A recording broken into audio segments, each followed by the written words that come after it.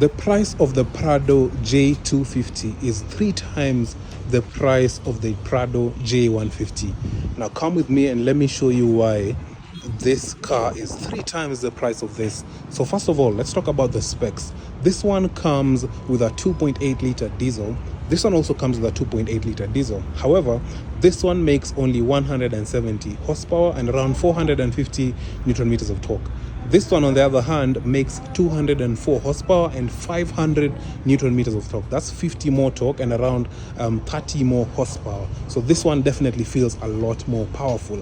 In terms of the design language, this car is a nod back to the old Toyotas.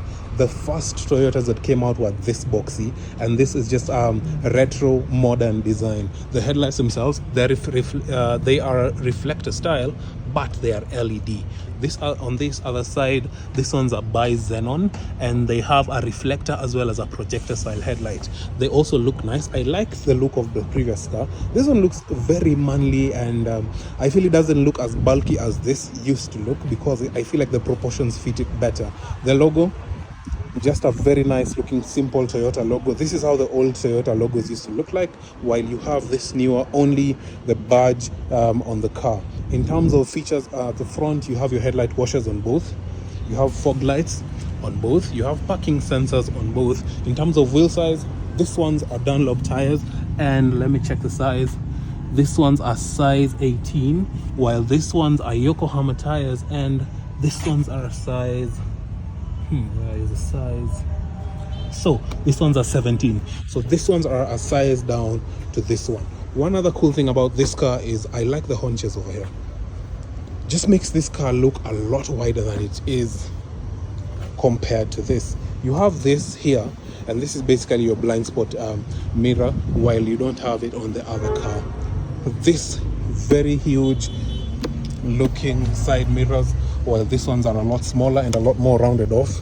They still look nice. I like the boxy design because it fits this car more, but I also don't mind this one. Now this one is a 2018, and it is a 2800cc diesel, and it has done only 82,000 kilometers. The price of this car is going for 6.8 million, while this one is going for 18.2 million Kenyan shillings. In terms of the inside, both cars come with keyless entry, but this car, on the other hand, has fabric interior, as you can see. Inside the cars, let me give you guys a quick feel of the interior. So you have storage space over here, quite deep. Some of these come with a cooler box, but this one doesn't. You have a manual handbrake, you have your typical normal gear lever, you have your off-road modes, you have the traction control, second start, and you have your diff lock as well as hill descent control. And this is what you use to control your four-wheel drive systems. You have your basic screen over there, as well as your steering wheel, which has steering controls. Doesn't come with paddle shifters, but this is not a sporty car.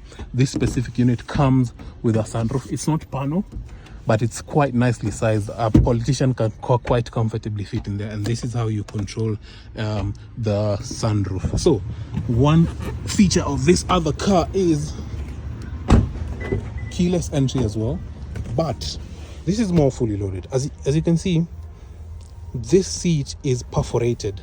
That is because this car comes with heated and ventilated seats, and the interior looks quite nice. So first of all, just look at that steering wheel. Boxy. The theme of the outside continues all the way to the inside, so it's very boxy.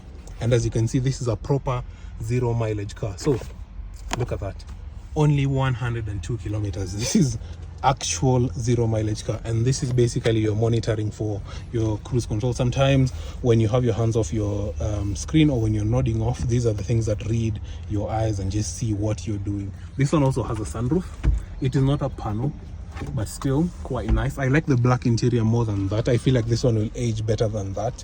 It has a very huge screen over there that looks quite nice, and let me switch it on. One other feature that I've noticed is this one comes with this rear view mirror that can be a mirror as well as using video feed. These are the controls for your sunroof and this screen. So let's explore this screen a little bit. It's Android-ish. it's not really Android, but it's Android-ish. So it has Android Auto and what do you call it, Apple CarPlay as well. So a nicely loaded car, and you have your climate control. So this is what I was talking about. So this is your heated seats and cooled and ventilated seats. So hii gari, as much as it's leather, for those who know leather, ukiwa kwa joto, they usually heat up really, they get really hot and you start to sweat on your back. In terms of your off-road controls, you have this. So you have high, low, high, what do you call this? Why am I forgetting?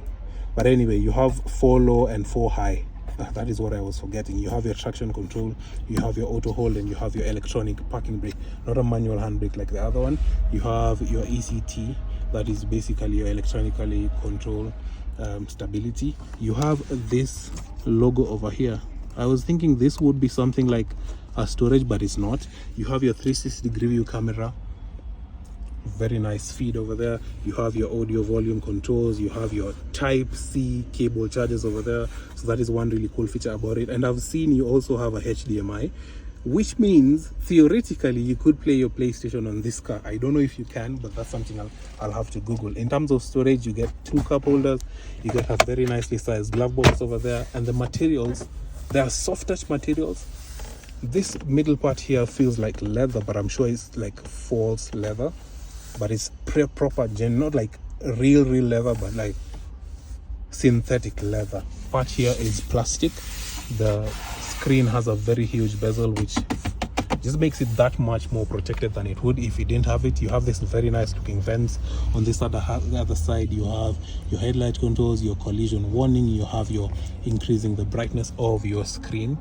One other thing is this one comes with a digital screen, which looks quite nice. On the steering wheel, the controls that you have are cruise control features. So basically you have your speed, you have your lane keep assist, you have just basically the different modes, you have the to keep your safe distance from the car in front of you. On this other side, you have the controls for your infotainment system, and I can switch off that 360-degree view camera over there. The glove box, quite huge and quite deep. And one thing you notice is both these cars have that boxy feel. Now the door bins, quite nice and quite deep. The door handles are all leather. Very nice feeling car on the inside. But would you buy this car for 3 times the price of that? I know a lot of Kenyans don't really like doing that, but that is one thing that you have to know about this specific unit. In terms of the back, people don't really know, but Prados don't usually have that much legroom.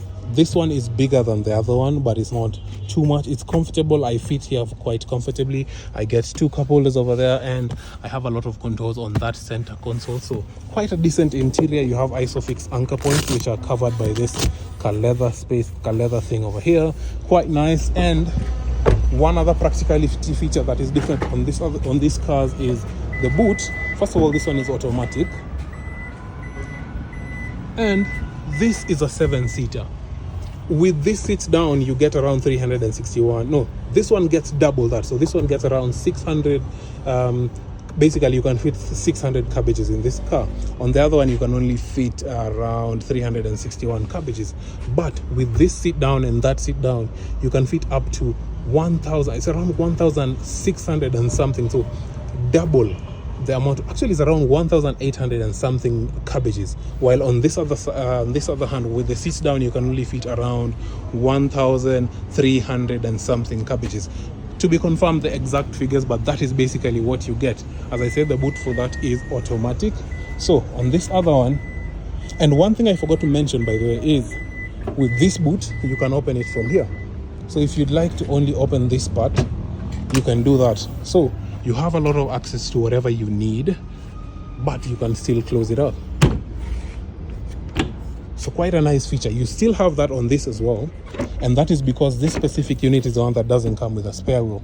This one also is a 7-seater, but the seats are down. So like this one has around 381 space for, now it carries around 381 cabbages, but with the seats down, it gets around 1,400 cabbages can fit inside there comfortably. In terms of the boot, this one opens to the side, so I can't open it quite fully because there is this car over here, but that is one other difference between these 2 cars. And because it opens to the side, it is assisted by a strut over there, yes, but you need a lot more space compared to what you'd need with this one, and it is not automated as this one would be. In terms of the rear space, you have this very nice looking headlights, and these ones are a little bit higher up in the car. One thing that people don't know is this car is on the same chassis as the LC300, so this one is a little bit bigger than this, and that is why you get double the amount of boot space in this, as well as the interior space being a lot bigger in this. So would you buy this car for triple the price of this?